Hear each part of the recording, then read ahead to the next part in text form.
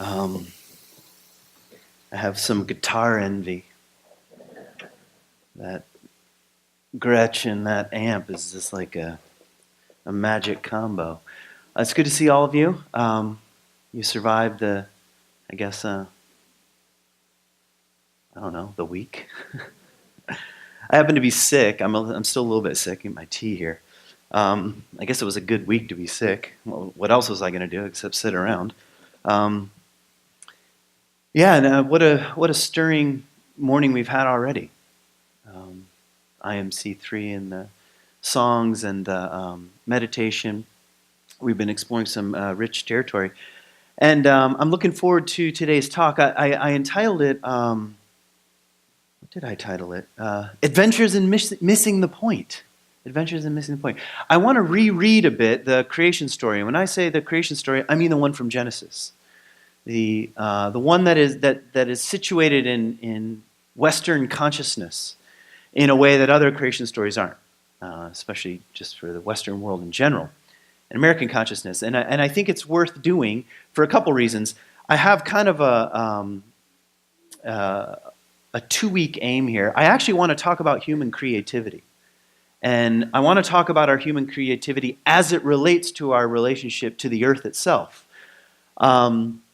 So I've kind of like a 2-week plan, but I want to start today with the creation story for a lot of reasons, and I'll give you one of them. And I don't want to be culturally insensitive, but I don't know if you're familiar with the Creation Museum.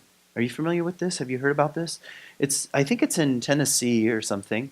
And millions of dollars have been spent to basically make a claim that the book of Genesis is literal and should be read literally. So you can go to the Creation Museum. There's a full reproduction of the Ark to scale, which seems like it might not work, because if you saw it, you'd think all the animals are going to fit on that. And there are like exhibits where Adam and Eve are, with the dinosaurs. So it's a little bit strange. If you're a little more rooted in what's it called? Science. Sorry, that came out like a joke. I didn't mean it to be a joke. But let me first say something that is true. And here it is. I have false beliefs. Right? I have false beliefs. I know I have false beliefs. I just don't know what they are. Hopefully, over time, I'll find out what my false beliefs are. So I happen to think people who read the book of Genesis literally have a false belief. And I hope that they come out of this false belief as I hope I come out of my false beliefs. Here's what I know is not working, though, which is a major war between the so-called science community and the theology community. That war doesn't appear to be making a lot of headway. So the reason why I'm saying that is because I think the place to critique something like the Creation Museum is actually by looking at the story itself, not necessarily by heaping on more facts. And here are some more facts. And don't you know that some of the stars we see in the sky have actually already burned out, because then that gives us the facts. It doesn't work. It doesn't work very well. I'm not saying it's irrelevant. I'm just saying it doesn't work very well. I think the place to critique, in part, is within. And so I don't know where you are, and I don't imagine you woke up this morning and just for fun was reading the book of Genesis. But I will say Western culture is definitely rooted in this story. How do I know? Who are the two main characters in the Genesis story? You tell me.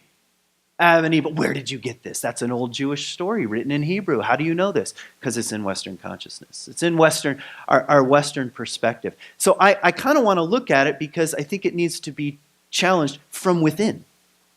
So I think that's valuable in and of itself. But the title of the talk is Adventures in Missing the Point, because I do want to talk about our relationship between how we've come to hear these particular stories and narratives and how we are actually living. There's a relationship. It's not just ideas. It's not just like, oh, you can have your idea and I can have my idea. These ideas are worked out in very concrete ways in how we treat the earth and how we treat one another. So that's where I'm going, like it or not. You're already here. I guess you can storm out, but that's up to you. And I want to list some things that I personally am interested in when I look at. I'm only going to look at 3 sentences in here, but here are things that I'm interested in. I'm interested in how ancient people conceived of the human relationship with nature. I'm interested in that, and you'll see why. Here's something else I'm interested in. How does the creation story fit, now that I'm going to answer all these, in the evolution of consciousness, which is something that I'm also a big student of, via Ken Wilber, really. He's sort of my guru in terms of evolution of consciousness. There are other people that are writing about this, but it does fit somewhere. In other words, how is it an evolution? And then where are we now is a sort of a question we might want to ask. Another question is how have we missed the point with some of these narratives? And finally, what hints are in the story itself about human creativity? It's just sort of a question I have. And occasionally I'm going to cough, so I'm going to apologize. And now's one of those times. Sorry. Okay. First of all, what is a creation myth? I really don't like the way contemporary people use the word myth. It's misused. I want to redeem the word. If you were to say of me, well, that story you told was a myth, most of the time that's like not a compliment. In my mind, saying something is a myth is a compliment. And here are a couple definitions of myths, and I've thrown them out before, but here's a good one. A series of lies that tells the truth. Okay, that's a great definition of a myth. Here's another definition of a myth. Facts, or excuse me, let's see, maybe I wrote them down. Truths that are not factual. Another way of saying the same thing. Truths that are not factual. In other words, when you open up your ears, your mind, your imagination, your senses to any kind of story, and it has mythological qualities or mythic qualities or mythopoetic qualities, you're not asking questions like, is it factual? Did it happen? How did it happen? Those don't belong in the realm of myth, which already tells you a major adventure in missing the point when it comes to Western Christianity's reading of the book of Genesis. Because the primary questions happen to be rooted in facts, science. It must have actually happened the way the story describes. You're already down a rabbit trail that you don't need to go down. It's a major adventure in missing the point. And if you go down that rabbit trail far enough, you might spend millions of dollars building a physical ark. You might. Okay? Again, they have false beliefs. I think, so do I. So I'm just throwing that out there. And I think another piece I think I'll bring in, because it'll be relevant in a moment, is that the writers do have an agenda. Okay? All writers have an agenda. That's one of the things we learned from the postmodern critique. Anyway, everybody has an agenda. Nobody is totally neutral. So it's worth asking, what's the agenda? What's the agenda? If we know. So even the creation story, which in the book of Genesis, which is a myth, it fits the mythopoetic, has mythopoetic qualities, we have to still also ask, does the writer and or editors have a kind of agenda? And if we can get it, if we can sniff that out, it helps us sort of understand where to place the story. Okay, a bit of background, cultural background. If you know anything about the ancient Near East, there were several creation myths that were floating around. The Egyptians, I'm thinking about the major cultures, which are the ones that have the ability to write things down, typically. So you have the Egyptians, you have the Mesopotamians, you have the Hebrew culture, which is not really anywhere near an empire, but they're sort of the my professors, when I was in graduate schools, used to call them the mice, and everybody else were the cats. So it's a cat and mouse game. But the Hebrews were the mice, and the big cultures were Mesopotamia and Egypt. And in Mesopotamia, they had the one I'm going to tell you is rooted in Babylon. So Babylonian epic creation myth. And I'm only interested in one aspect of it as sort of some cultural background before I look at the book of Genesis. And in really elaborate story. um, Gods and goddesses are killing one another, and it's very chaotic, and this god comes to power, and this god dies, and so forth and so on. In the wake of the bloodshed, human beings in the Babylonian epic are made out of the blood of one particular god. That's interesting in and of itself. If you start thinking archetypally, symbolically, metaphorically, they're trying to say two things.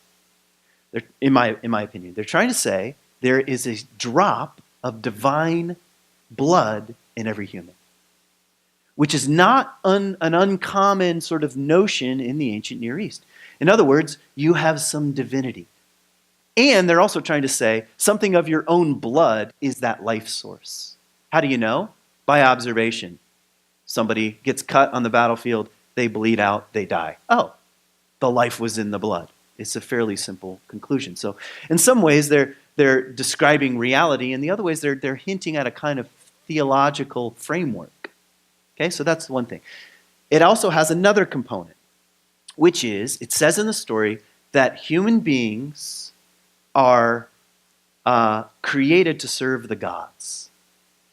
So it puts the human beings in a kind of hierarchical place to serve the gods. Now, here's where theological agenda comes in. The kings in Mesopotamia were manifestations of the gods. So, there's the hierarchy. You've got the gods, you have the king, and everybody else serves the king. So a little bit of politics mixed in with mythology, and that's the way it works. Have I made sense? So that's just a little bit of background before we get into at least a couple sentences from the book of Genesis. So if I have time, I'm going to do 3 sentences. Here's sentence number 1. Be fruitful and multiply. How many have heard that before? Okay. How many have used that on dates? No, it doesn't. Just kidding. I'm sorry, it's terrible. Be fruitful and multiply. Okay, what is that? And where does it come from? Okay, so that's one phrase. The other, very curiously, is this line from the book of Genesis. Let us make, I'll give you some Hebrew, Adam, or humankind. Let us make Adam in our image. Bit of a strange sentence. Would you agree? Let us make Adam in our image, and they will rule over the earth and master it. Okay, you probably heard that, or some version of translation. Subdue the earth is another common one. I forget, the King James used something interesting. Have dominion over the earth. You've heard this phrase before? Okay, deeply rooted in the Western psyche. It's preceded by this very kind of curious sentence, let us make human beings in our image. Why is that a theological problem, just for fun? Who's the us? You know, especially if you're a monotheist, this sentence gives you trouble. And apparently it didn't bother the editors of the Bible. They're like, well, it says us. Well, you figure it out. All right, so it's a very interesting phrase here. So I'm interested in that sentence. And the final sentence is, it says, Adam shall name the animals. Which is just kind of random, and I'll throw something random in the end about, if I get to it. Human beings will name animals. Okay. So those are the 3 sentences that I'm interested in Adventures in Missing the Point. So let's take them one at a time here. Be fruitful and multiply. Now what's interesting about this particular sentence is that it appears twice in the first chapter. And we already had the days. It was funny in the meditation how the days were adding up, day 1, day 2, day 3, just like Genesis. You know, it all fits together. So anyway, the days are adding up in the book of Genesis, and a couple interesting things happen. First of all, the divine, who is called in the first chapter Elohim, which is also a plural word, gods is what it would mean, is creating, and it says it's good. That, by the way, you have to start asking mythically, even theologically, what is being hinted at?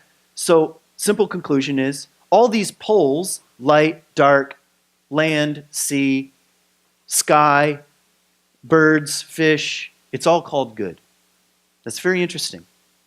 It's good, it's good, it's good. And then it says, first of all, Elohim says to the animals and birds and fish, be fruitful and multiply and flourish and fill the earth. Human beings are not present when this first sentence is given. So, what does that tell you about the ancient conception of both nature and their understanding of God? It tells you that they valued the flourishing of the earth itself without human intervention. Talk about an adventure in missing the point. How many Western-oriented people talk like that about the earth? We're interested in the flourishing of all creatures. When was the last time you heard that except from tree huggers who get mocked? This is a tree-hugging passage saying there's value and it's good and it should flourish and multiply. Now, go ahead and bring in a little bit of the Western scientific mind. Well, what does it mean for the earth to flourish? We now, right now in the 21st century, have more knowledge about what it takes to have a flourishing earth than at any point in human history. We know now. So that only ups the stakes. Am I making sense? See how a critique from within has some value? Well, I'll keep going. Maybe you'll eventually agree with me.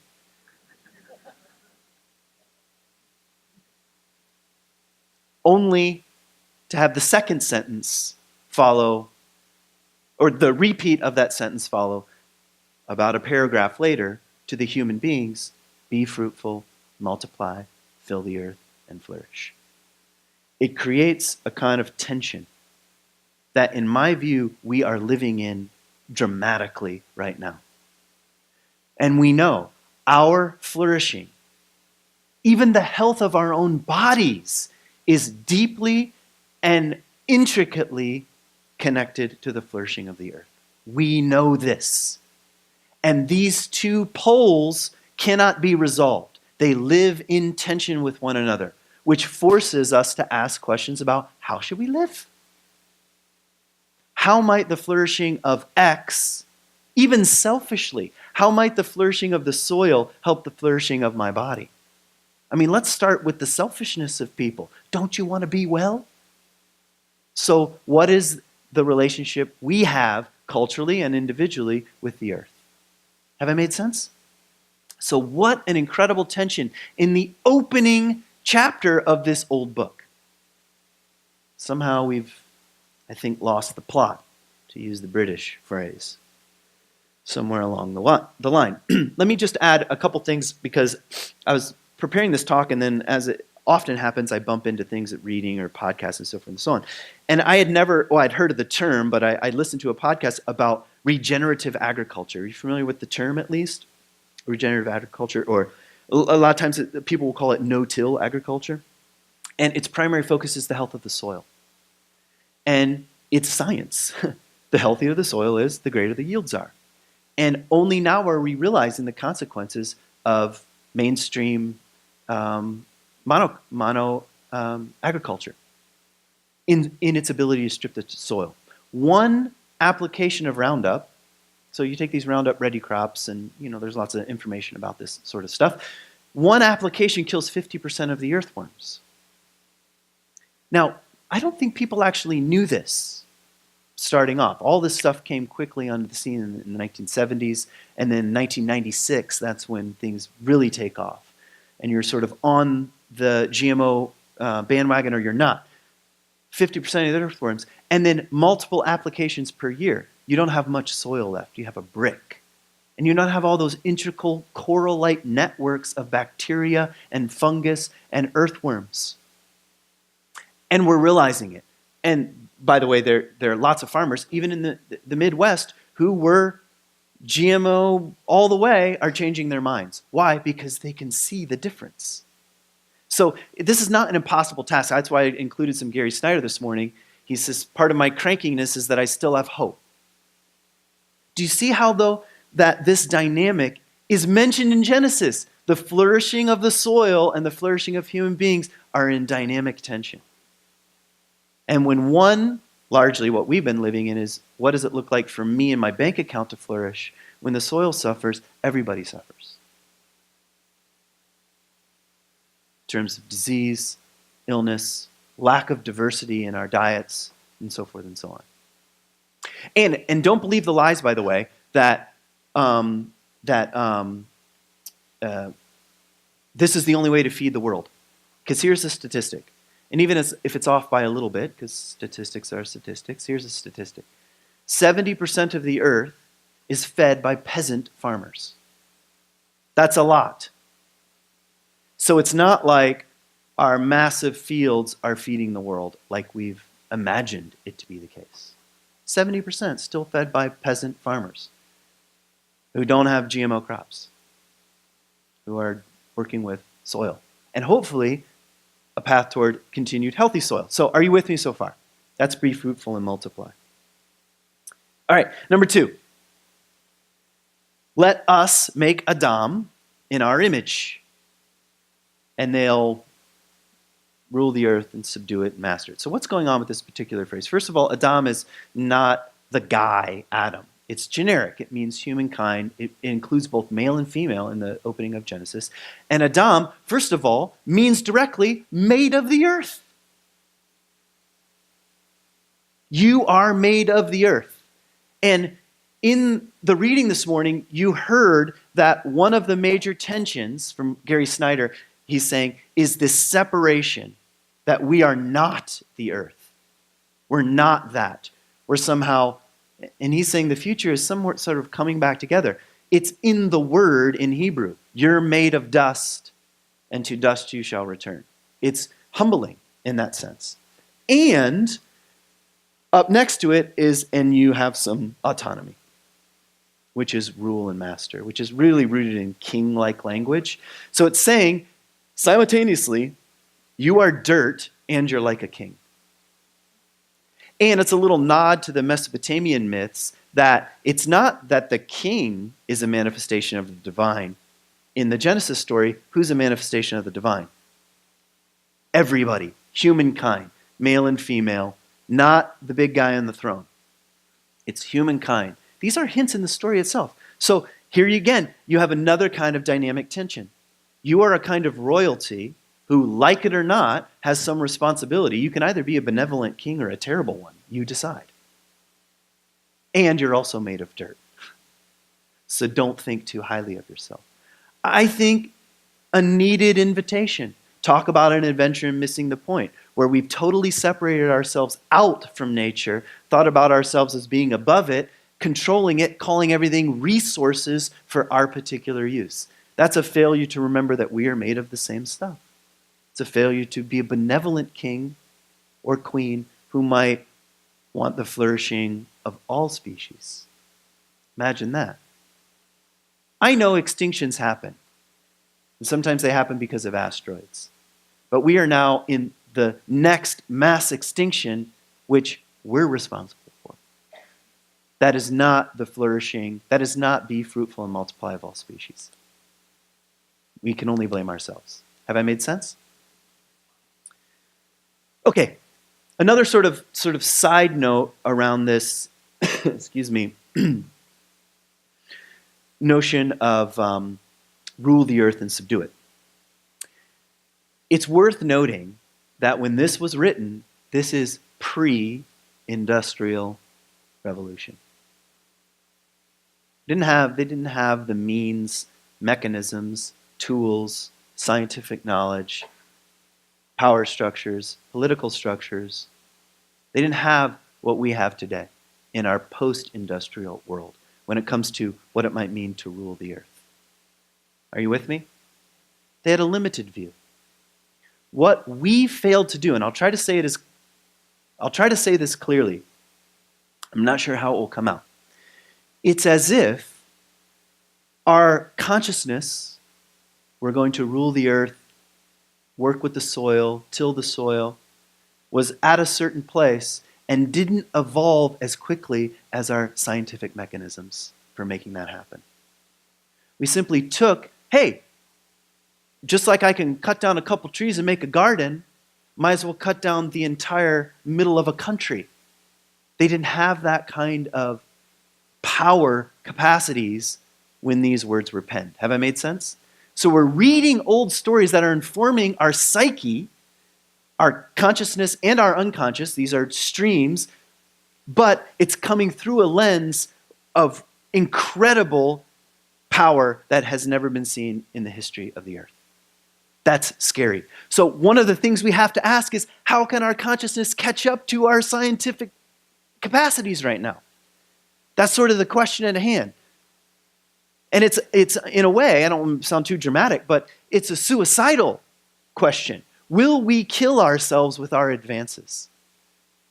Or will our consciousness evolve to the point where we know how to use them in a benevolent, life-enhancing way, rather than a life-destroying way? Have I made sense? Okay. I've made sense enough. What else could I say here? I want to throw in a couple what I'm calling temptations, because, and they're kind of, I want to give two polls and say neither one works. The first poll is more advancement, more technology, and more progress will save us. That's sort of the pill that we've been swallowing. Actually, we even speak like this. We know it's bad. Like take nuclear waste, for example. We didn't know what to do with it, so we put it in the ground. Sometimes we put it in the ocean. And we thought, we don't know what to do with it, but someday we'll figure out what to do with it. Now, that may or may not be the case. But when you're always swallowing that pill, it's a dangerous place to be, because you keep screwing things up, hoping there's some sort of magical technology fix. And now, in a way, we can believe this sort of lie more than ever, because we even get free random updates on our phone all the time. Look, even my phone magically always is repairing itself like it's an organism. So the whole technology camp thinks the answer will just simply be more. I'm saying it's too much of an extreme. I'm not anti-technology. I'll tell you the other stream that's also tempting, which is much more nihilistic, which is if we would only return to pre-consciousness, one with nature, we're simply animals, and actually human beings are actually the problem on the earth, and we might as well wish they all were wiped out. Haven't you maybe had that thought before? Maybe not me wiped out, but most people, okay? I would somehow be bitten by a tarantula and survive, and then the human race would be fine.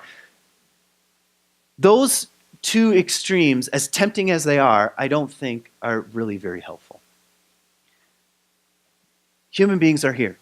And actually, there's some evidence that we're going to cap out at 9 billion in terms of population. That's a lot of people, but it's not as many as 12 billion.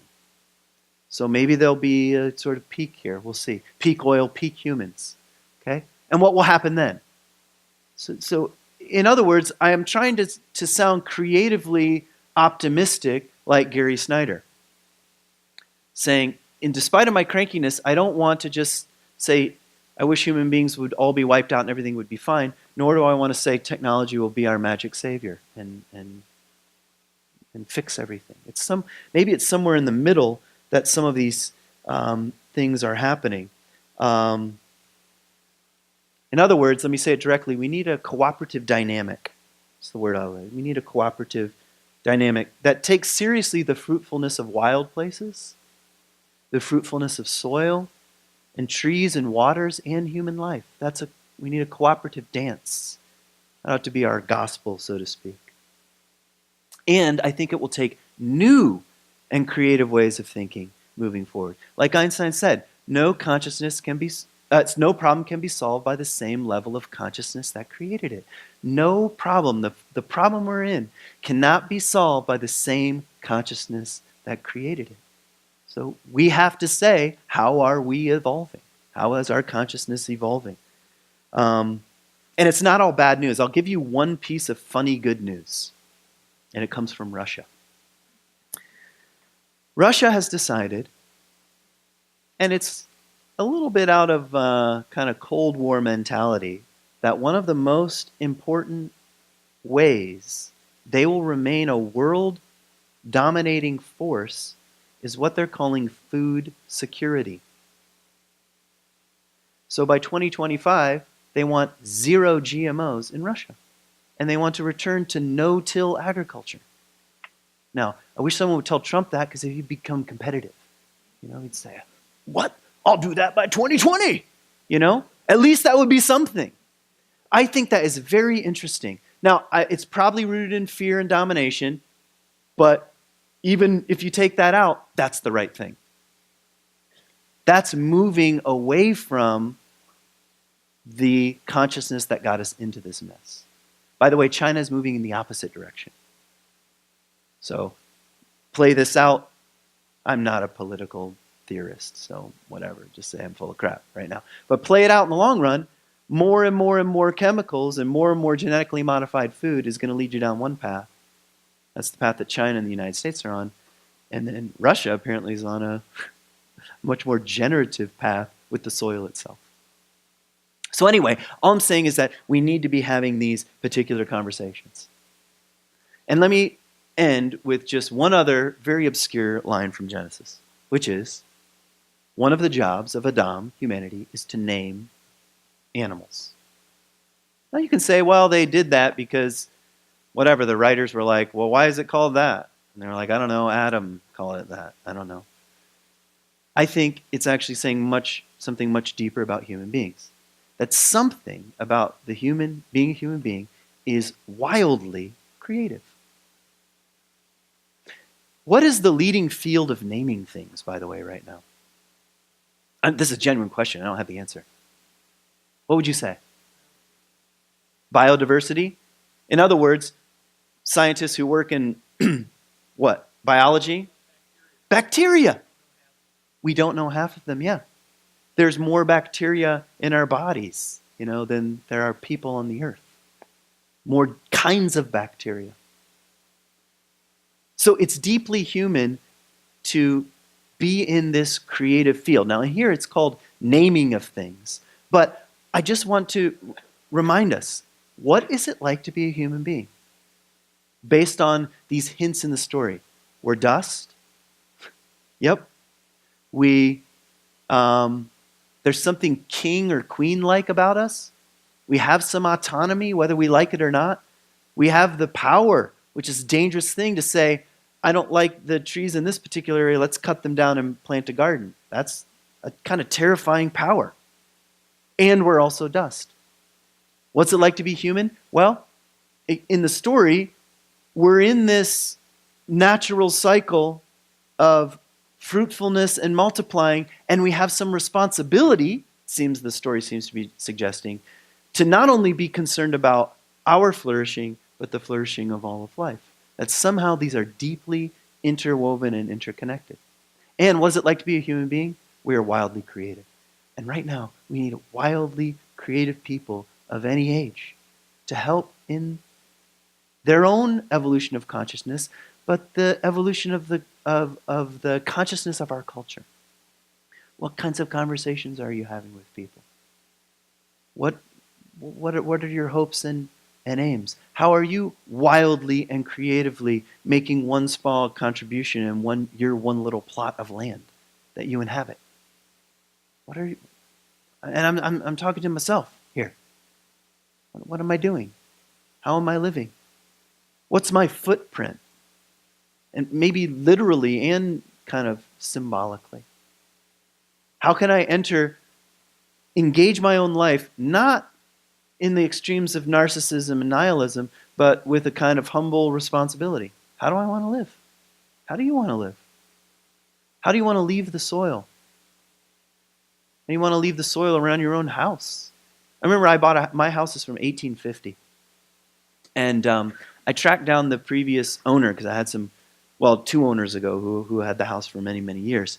And I was asking him questions about some trees that are on the land and some other stuff that was happening. And he said something interesting. He said, one cool thing about the property is that as far as I know, no chemicals have ever been used. I never used any, and the people I bought it from didn't have any. I thought, so I could come in and royally screw it up in about 5 minutes. Or I can say, what kind of person do I want to be?